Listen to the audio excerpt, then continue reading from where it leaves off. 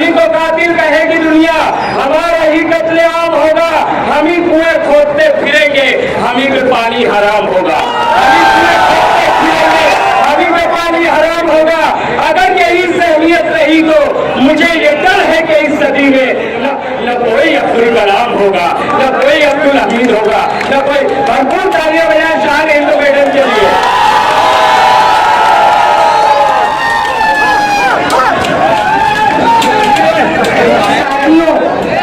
मेरी माँ और बहनों, नौजवानों और बुजुर्गों, मैं उस जमीन पे खड़ी होकर आप लोगों से खिताब कर रही हूँ जिस जमीन पे मौलवी मोहम्मद उस्मान साहब ने अपनी जिंदगी की शुरुआत और आखिरी सफर तय किया। मैं उस जगह पर खड़ी होकर बोल रही हूँ जहाँ निहाल साहब ने अपनी जिंदगी पैदाइश, पूरी जिंदगी सियासी उरूज, सियासी ताकत और अपनी जिंदगी का आखिरी सफर इस रास्ते से तय होकर कब्रिस्तान गए। मैं उस जगह को सलाम करती हूँ उस इलाके को जिन्होंने निहाल अहमद को साकी निहाल अहमद बनाया। मैं आप लोगों के सामने इलेक्शन के नॉमिनेशन फॉर्म के लिए जमा हुई हूँ। ये शहर 1999 के बाद से सियासी भूचाल का शिकार है।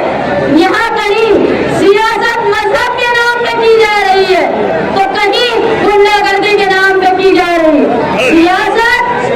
सियासत के नाम पे होना चाहिए अपने ईमान से, यहाँ ईमान को बोलकर सियासत की जा रही है। तो मुझे एक औरत को, एक बेटी को मैदान में उतरना पड़ा उनकी इस्लाह करने के लिए जो इस्लाह की सियासत के नाम पर न वो इस्लाह कर पाए, न वो अपना मकतब संभाल पाए। अब वक्त आया है एक निहाली खून का, और मैं आप तमाम नौजवानों और मेरी माँ बहनों बुजुर्गों की शुक्रगुजार हूँ कि आज मैंने साथी निहाल अहमद के बाद, मैंने अपने बुलंद इकबाल के बाद ये उम्मीद नहीं की थी कि ये शहर मेरे साथ इस तरह की मोहब्बत करेगा। इस शहर को मेरा लाख लाख सलाम। मेरी माँ बहने, देखिए मैं बहुत हिम्मत कर रही हूँ। मेरी हिम्मत इस नाम पे है कि आओ मेरे साथ चलो, मालेगांव शहर को बचा लो। वो शहर जिसका दबदबा, जिसका त्रुटि पूरे महाराष्ट्र में बोला करता था। अब ऐसा वक्त आ गया है कि एक पुलिस की कंप्लेन से, एक पुलिस के मुकदमे से ये शहर डर रहा है। नहीं चाहिए हमको ऐसी रहनुमाई जो हम सच्चे लोगों को डराए। हमको वो इस्लाह नहीं चाहिए जिससे 11-11 महीने दरवाजे पे माँ अपने बेटे का इंतजार करे। नहीं चाहिए वो बच्चे जो बाप के जेल में रहते हुए पैदा हुए हो। नहीं चाहिए ऐसी सियासत जो मकतब में, मस्जिद में अल्लाह का नाम लेने की बजाय जो अपने सियासी फायदे की बात करे।